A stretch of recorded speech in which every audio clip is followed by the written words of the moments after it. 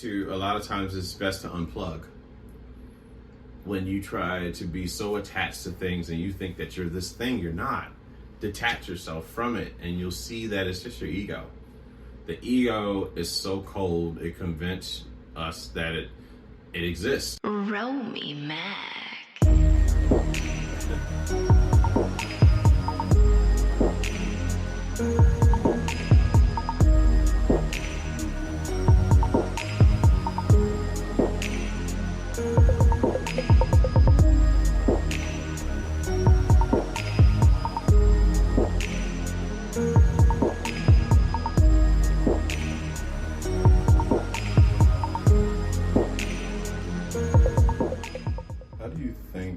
Past events have shaped your current behavior?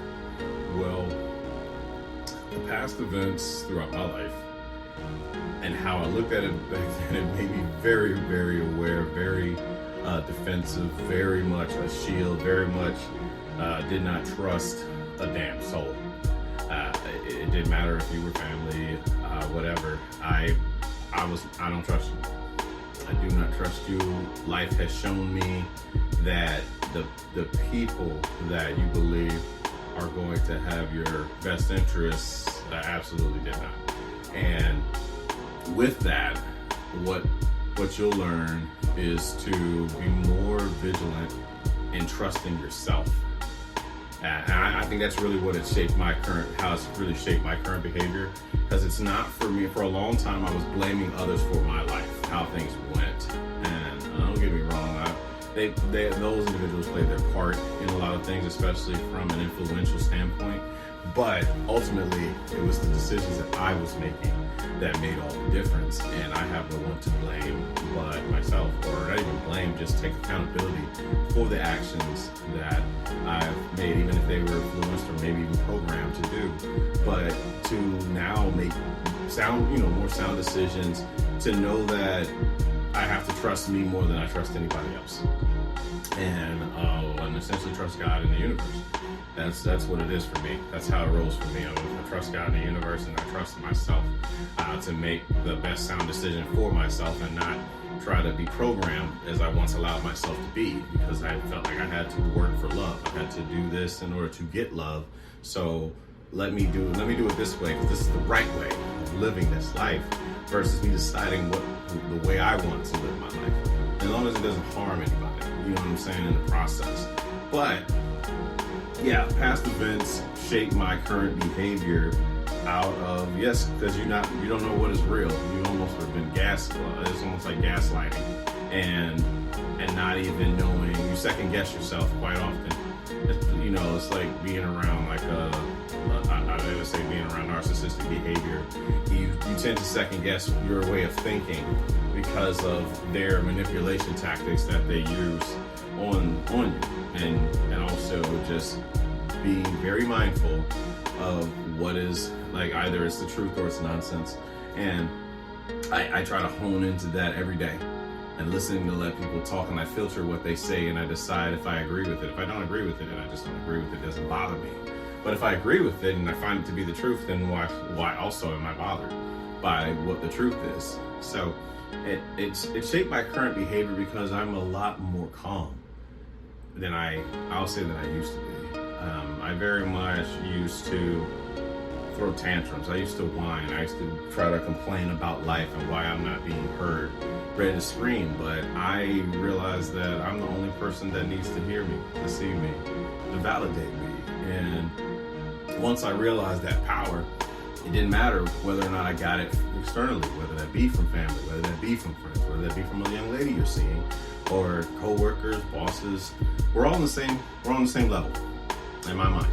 That's how I look at it. Yes, you might have a position over me, you may make more money than me, but you're still human at the end of the day.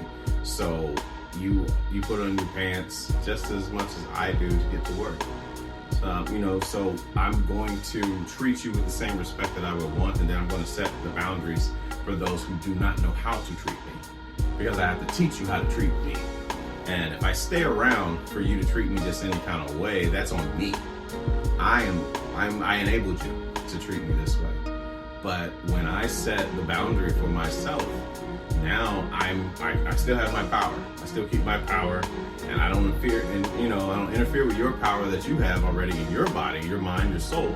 I have boundaries set up, and my boundary is so that you can enter into my realm. You know what I mean? If you can be around my frame and you're okay with, being in said frame, and I don't just mean that from a dating frame, but just how I operate as a person, as a spirit that is walking this earth. For you to operate around me, there's a certain criteria of behavior that I'm going to allow around it. And because I don't do the negative energy, I don't do the negative Nancy's, I avoid the unhappy and the unlucky, like my life depends upon it. Because negativity is contagious. So if you hang around 5 negative people, eventually you're going to rub off on what they're saying. But it's also the same reverse, and the opposite. If you hang around 5 positive people, you're going to be the 6th one to see the positivity. So I would rather have people who aren't necessarily avoid negative thoughts. They just manage them a hell of a lot better than what I was previously around, or even what I did as a person. I had to learn how to take what was done and not let that be my story.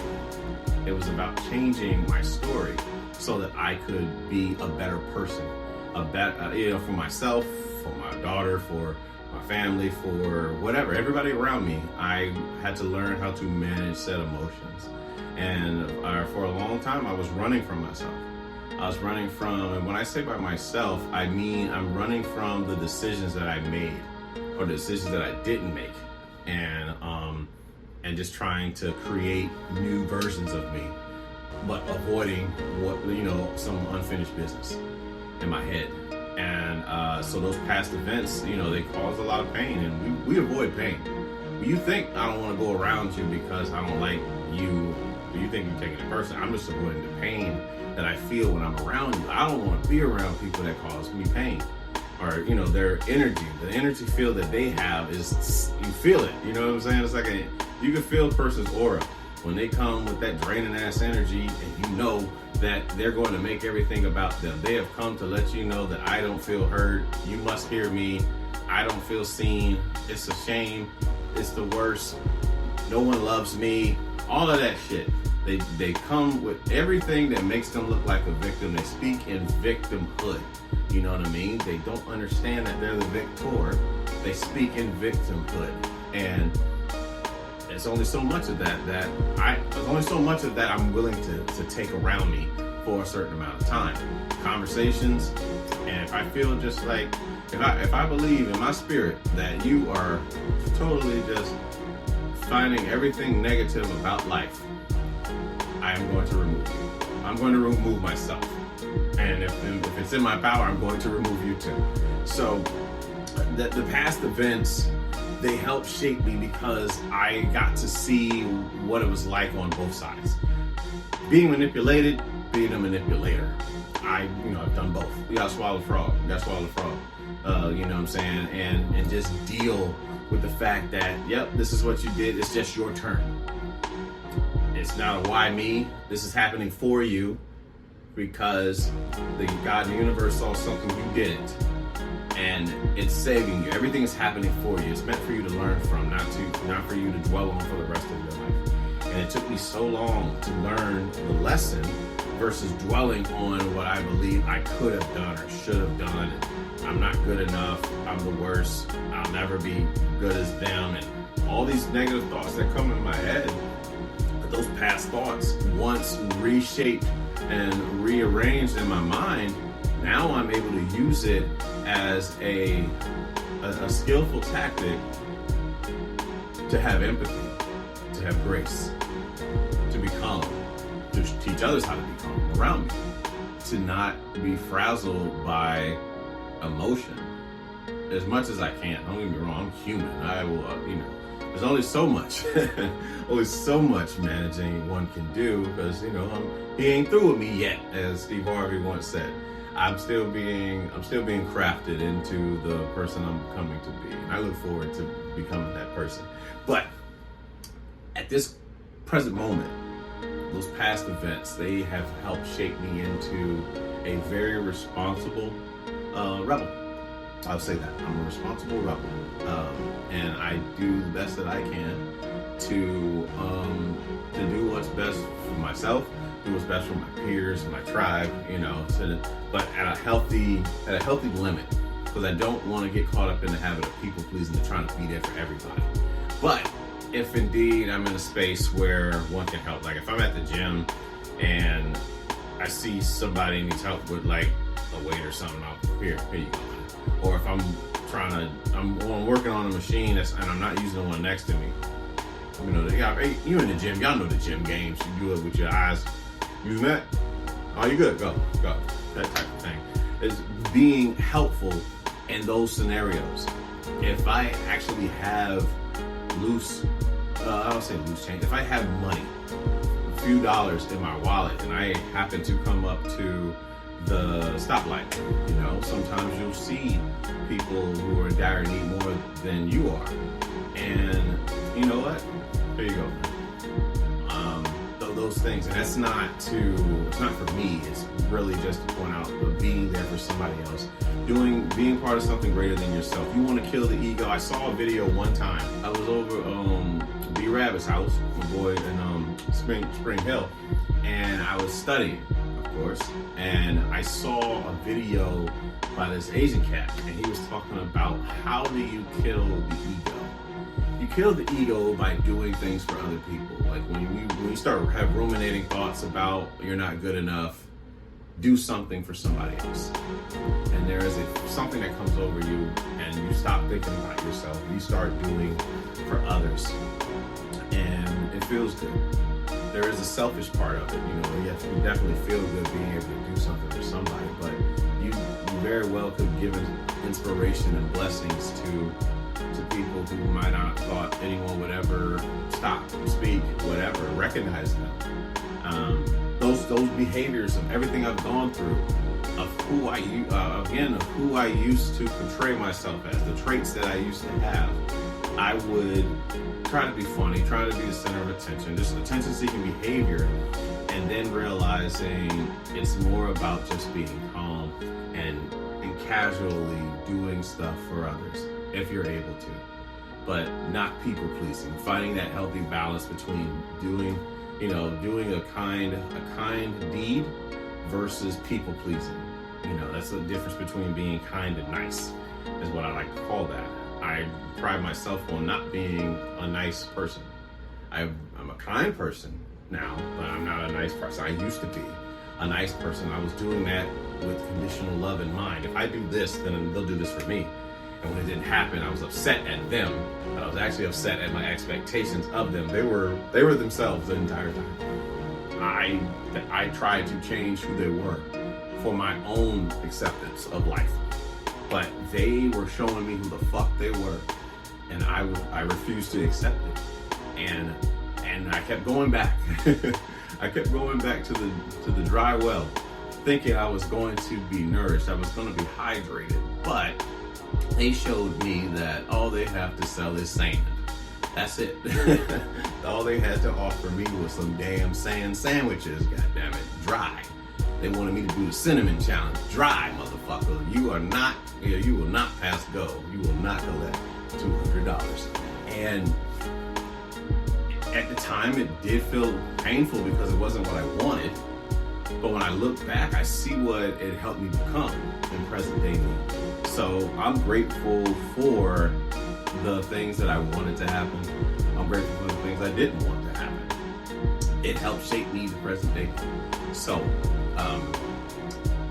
past events, how they shaped me the present day, it taught me to be more aware. It taught me to practice unconditional love as much as I can. And it taught me to set healthier boundaries. It taught me that people are human. Every last one of us. Ain't no getting around it. You're not gonna have empathy and grace for people that's not your family, and then not talk or then not want to deal with your family because they hurt you. They're just as human. Those people that you gave grace to, they're somebody's mom, somebody's dad, somebody's uncle, aunt, the list goes on and on. It's challenging. I will not lie. It's definitely challenging because you have those old thoughts in your mind of this person's role in your life, but they're just human. They're just human. The roles change throughout life. Just because they were influential to you when you were 5 and 10 doesn't mean that you're influential to you past 18, and that's okay. You learn from it. Everybody came into your life to teach you something. Nothing is permanent. Everything's temporary. This life we have is temporary. It's gonna go someday. We're gonna go someday. So enjoy this while it motherfucking lasts.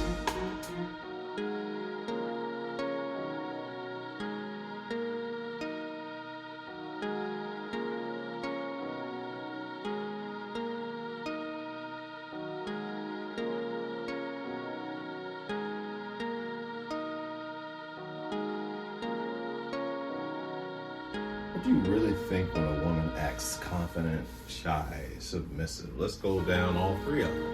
All right, when a woman acts confident. Now, confident is not that arrogance. There's a big difference in a woman that's being confident versus a woman that's being arrogant. Confidence is silent. Arrogance is very brash and loud. But I mean, it fake it till you make it in a lot of cases too. So I mean, I can see it from that perspective too. When I do see women that are like, yeah, I'm the baddest bitch and y'all can't see me, and loud about that shit. It's commonly by younger women tend to do that shit, and women that still haven't figured it out yet, getting into their older years, that still talk like that. But personally, I love a confident. I do. I really do. Truth be told, I love a non-confident woman too. But I love being able to bring out the greatness that is within her that I see, or at least attempt to. But yes, what I think about a woman that is confident, I really do believe that it comes from repetition of doing small things. As Jim Rohn has taught me, is like when you continuously do the small things, confidence builds. Whatever that little thing is, if it means waking up, listening to Proverbs, listening to motivational speeches, drinking water as soon as you wake up, using the bathroom as soon as you wake up, brushing your teeth as soon as you wake up. These little things that we do to start the day gets us going for the rest of the day. The first hour of the day sets you for the rest of the day. And what I love about Jim Quick, he taught me to not check my phone, in a sense of messages and stuff like that before, and not wait at least an hour before checking your phone. I want to step even further. Depending on what I work, I won't check my phone until 1 o'clock, just so I can focus on me and studying and mindfulness and just trying to clear my head before I get into that mode of, all right, let me respond to this person, let me get this person what they want, this bam, like this, and it's just a habit that I don't believe we all realize that we do that. So I got off on a tangent, but back to, you know, a woman and her confidence. I mean, the little things that she does that helps build her confidence to where it is. And it takes believing in yourself when nobody else does. And I mean, don't get me wrong, it's nice to hear a person recognize your efforts and recognize that you're doing things, and that's cool, that's great. That might be a little pat on the back. But you gotta treat, if you live for the cheers, you die by the booze. You gotta treat everything the same and just push forward anyway. Just take criticism as it is, whether that's constructive or deconstructive criticism. Take the criticism and figure out what you can use for it. So I love when I see a woman that owns the fact that she's a woman, that owns her femininity. Hell, even owns her masculinity, like on the job or being a parent. And or if she has to defend herself in a toxic situation that she got herself in. That to me, I love that. I have a respect for that. I am not totally against all masculine energy in a woman because she's human. And you have masculine energy, you have feminine energy, and it's all about when you use it. Where I get turned off with the shit is when you use the masculine energy in a space that's already has masculine energy in a sense of like a dating segue. You know what I mean? Like you're clearly around someone that you chose to have to do all the things that you really don't want to do, but you felt like you had to do. Now you have that space, and now you want to still try to do the same old shit of taking over everything. Yeah, I'm gonna let you have it, and then I'm leaving. That's my mentality on that. I'll sit and wait for it because that's just what the nature of our society has been.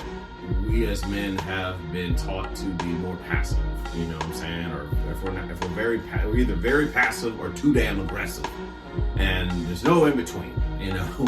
But you can work at it and get that. But being in a society that has a super aggressive or super passive, it leaves women feeling like they have to do everything to pick up the pieces, you know? But when I fucking come along and I am displaying this calm sense of confidence, and I have definitely shown you that you don't have to, stress, and you still decide to stress, there's a limited amount of time I'm going to use with that before I exit, stage right.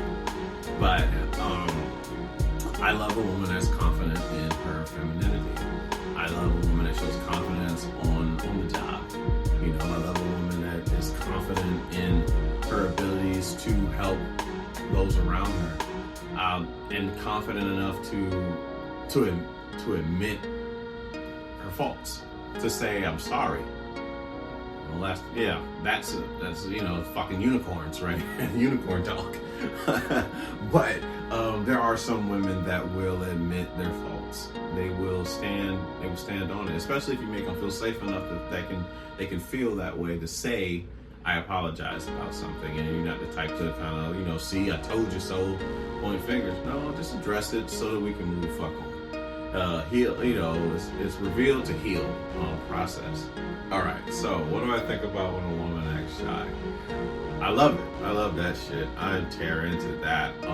Masculine energy and shy make a very great sense of energy together. You know what I'm saying? Especially when it's not the kind that is going to take advantage of it.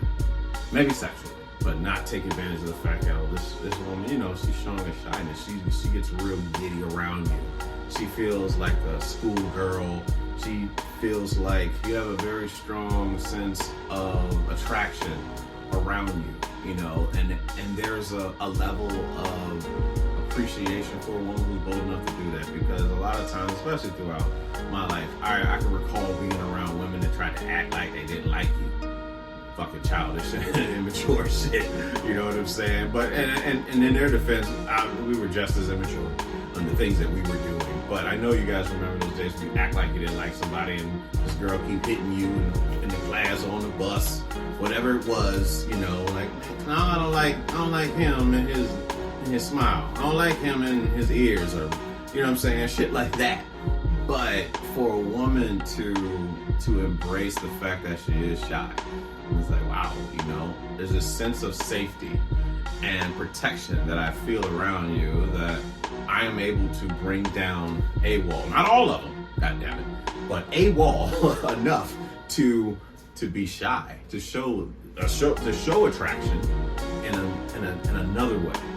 Not just the most typical way, but another way of being shy. So, I love that. I can respect a woman who's bold enough to do that, to show that she is shy, to have the courage to sit in her feminine, so that she can gel with the masculine energy. That's really all it's about. It's yin and yang, motherfucker. Yin to the yang. That's all it is in my mind. That's how I see it. But yes, a woman that is, what I think about a woman that is shy. I love it. I do. I really do love to see a woman to be shy, but it's also not tearing a woman down. Not tearing a woman down for being in her feminine. That's a rule. That's a rule I keep in my mind. I'm a rule breaker, but this is a rule that I keep. If she's going to be bold enough and have the courage enough to show me her femininity, I'm going to protect that shit. I promise you I will, and ensure that you feel safe enough to do that, and that you don't feel torn down for that shit. Because I know a lot of women, and I said I fuck with a lot of women operating their masculine, but it's a lot of guys that be, a lot of people in general that like to tear you down for showing emotion, for being soft or whatever that is, you know what I'm saying? But everything we do is for love. So what the fuck? You want some hard love? You know what I'm saying? Like somebody acting all tough. Why you want to be with somebody who act like they don't want you? That shit weird. That shit weird for me.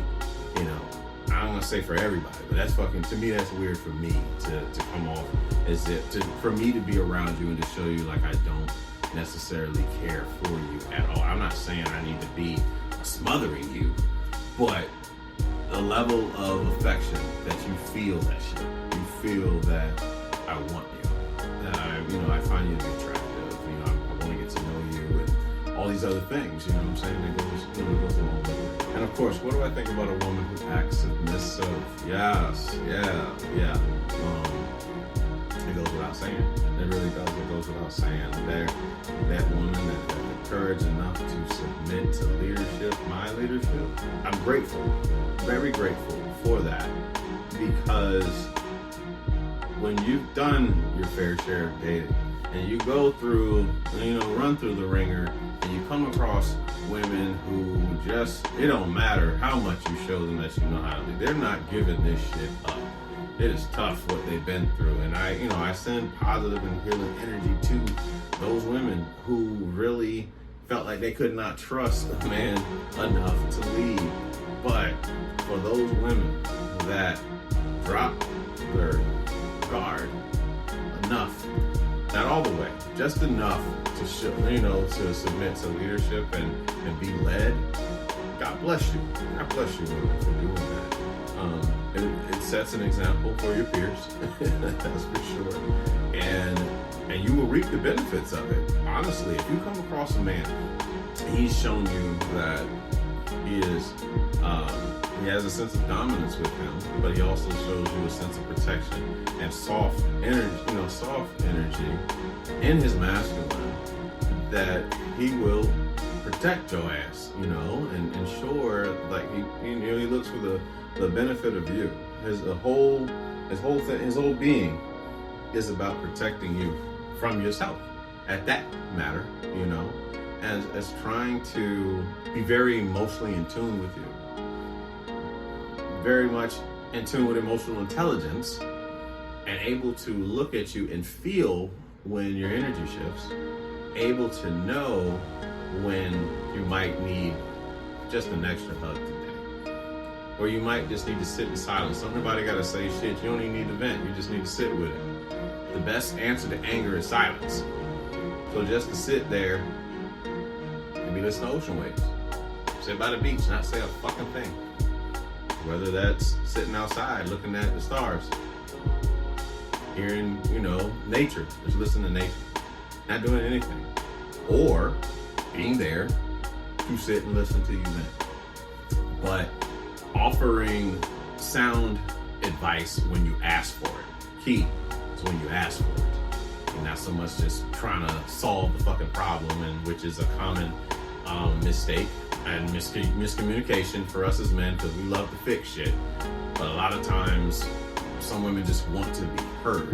And there's a difference of wanting you to fix something versus you just listening to what the fuck I gotta say, you know? And we can learn from that. We definitely certainly can learn from that. And I tried my damnedest to do so over the time, you know? And I used to definitely try to fix it. You say, the problem is you need it. Nope.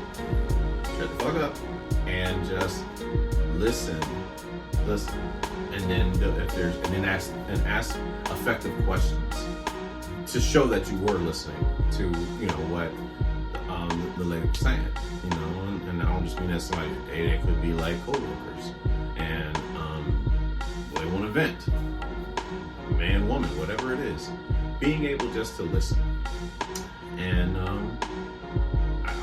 I believe that's a skill that's helpful. So when you do show those skills, and then you have those women that just feel safe enough to submit to your leadership, it's a thing of beauty. And to me, I love that shit. I love that. There's nothing I won't do for the woman who will submit to said leadership. I will protect you at all costs.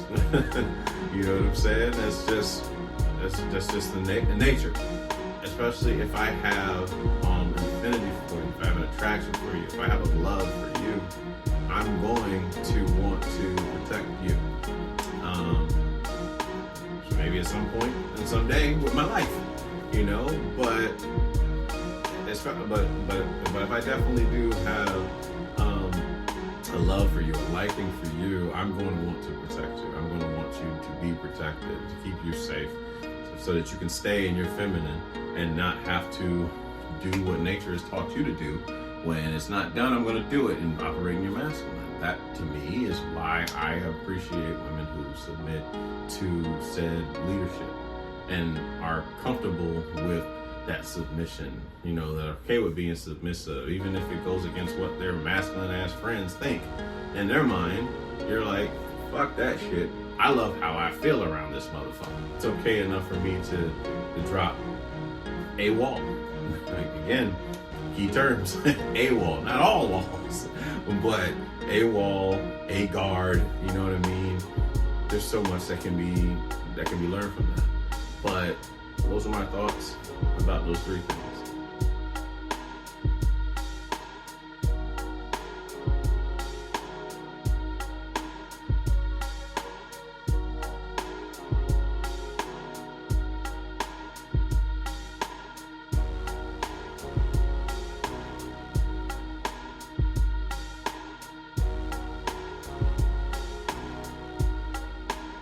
How has your definition of a good time changed? Well, when I was younger, a good time meant for me to be getting out of work at about probably 11, sometimes 12, and racing over to Hard Rock in Fort Lauderdale, and just to, you know, be with the in crowd, to be where the baddest girls are, to be where, you know, the money makers are, and just to, you know, pay for overpriced drinks and listen to the same DJ set from, you know, the weekend previous or the last time that you came. That's, you know, that's what a good time was. It was about being in the scene, trying to be seen, trying to be validated, trying to do a whole bunch of things that didn't mean a fucking thing. And now a good time is silence. A good time is peace. A good time is healthy conversation. So, I mean, I love the evolution of what for me is a good time. It could be just being on the beach, reading books, and you know, having a couple drinks. It could be chilling with friends and just watching a movie or something. It's definitely matured more, and it's been great. Having great food, grilling is definitely a good time for me. I love that. I love to be able to grill, playing music, as well as watching something, having something playing on TV in my man cave while I'm doing that. But a good time is definitely matured over time from trying to be the center of attention and be validated and seen at the party versus just taking in some peace.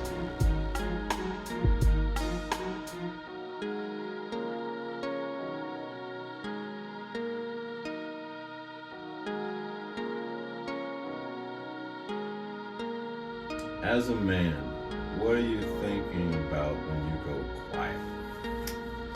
Situation pending, but if I've gone quiet, I'm really brainstorming. I'm trying to come up with something, whether that is a money strategy for survival, whether that's practicing silence so that I don't say something that I don't necessarily mean. Try not to speak from my ego, but to speak from my soul. Because the soul just is, the ego is going to say something just to prove it's what it is. You know what I mean? The ego's steady trying to prove itself. The soul knows what it is. So a lot of times, especially now, I will refrain from speaking from anger. And as I said before, the best answer to anger is silence. So if I feel myself getting loaded with emotions, I have to remember that I'm not my emotions. They're just clouds passing through. You know what I'm saying? These are thoughts that are arising in me, and I think that it's real, but it's not really real. It's like being in a dream. And when you're in a dream, sometimes you feel like that shit is real. And but it's not. It's not real. It's detached from it. Detached from your thoughts. Remember that you're not your thoughts. You're the awareness behind your thought. That's who you are. You're the spirit driving the body. The spirit's holding up all this body, you know. And the more we understand that, the more we take heed to that, the better decisions that we can make. But when I do go silent, when I go quiet, I am thinking about a lot of things. I very well could be thinking about leaving the job. I could be thinking about leaving this relationship. I could be thinking about, is this for me? I'm thinking a lot of times, do I have more peace by myself than with this thing, this person? Is commonly the thoughts that go through my mind. I won't say all the time, but yeah, when I go silent, it's like, when I feel like I'm not valued, I stop talking around people I feel that do not value my voice. Yeah, I do. I will shut the fuck up. I will not speak. I will be cordial. I'm just not going to speak. And quiet, like in a social setting, I know how to mingle, you know. I'll need to be the most talkative person. I have to ask the most effective questions. And I pride myself on doing that. I love to be able to ask something that makes you think, even if I just met you, something that is, beneath the surface.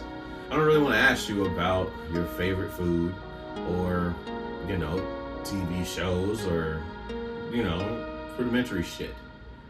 I want to know how the fuck you got to present day you in front of me, and not just in such a deep way that it causes you to back the fuck up. I'm going to ask it in a way that is just meshes into the conversation at that particular time.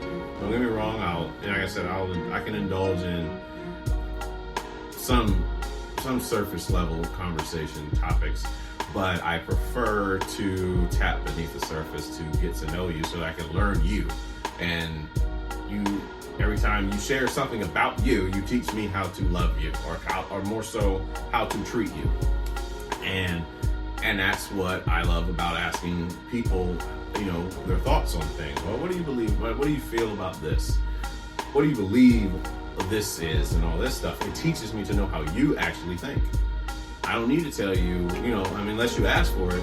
It's not for me to make that situation about me, but more so for me to learn you. But when I just get back to being, like I said, when I'm quiet, I'm listening. And I pride myself on my listening abilities.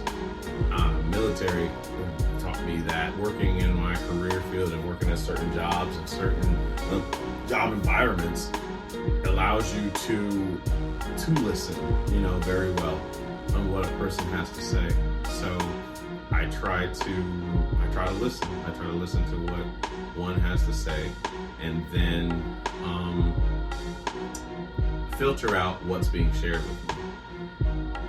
If they're having a stance on something political, I listen with a filter. Is this person speaking from an emotional standpoint against the person they're talking about, or a particular like law that's passed and what have you? Because everybody's entitled to their opinion, but understand that it's just that, it's just an opinion. But tearing a person down to express your disapproval with how they carry themselves doesn't really help scenario. You know, it's easy to say this, you know, this president sucks ass or what have you. But conversation is not going to go but so far unless I come in and say, yeah, it sucks and, you know, all this other shit.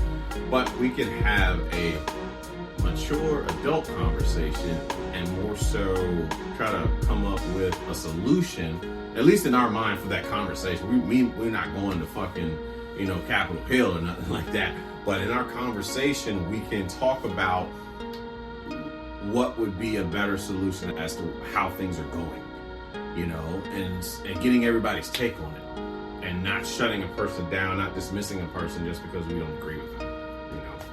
That's just me. But so yeah, sometimes when I go quiet, there's thinking involved, and then sometimes I'm trying to not think at all because I'm overthinking, and I've learned from a lot of my Jedis, a lot of my mentors in the manosphere and mental health and spirituality, to a lot of times it's best to unplug. When you try to be so attached to things and you think that you're this thing, you're not. Detach yourself from it and you'll see that it's just your ego. The ego is so cold, it convinces us that it exists. You know what I mean? Like you get so attached to something and you think that you are this thing and you're not. And like I'm an alpha male. You don't yell out to a beta male, but like, I'm a beta male, yeah, you know. And you get so attached to this identity of who you are, you'll defend anything that threatens what you believe you are, your identity. I totally agree with that perspective. Is that we tend to, like, if we believe like we're a good mom, we feel the need to defend that. If somebody tries to say we're a bad mom or something like that, we'll defend. We'll say something. We feel the need to say something. But whether you agree with that person or not, the mom you are is the mom you are. There's nothing for you to defend. You know, as far as like, yeah, I'm a hard worker. Why are you trying to prove it that you're a hard worker? If this person doesn't believe that you're a hard worker, that's their belief. It has nothing to do with yours. That, you know, a person's disbelief in your abilities has nothing to do with your actual ability.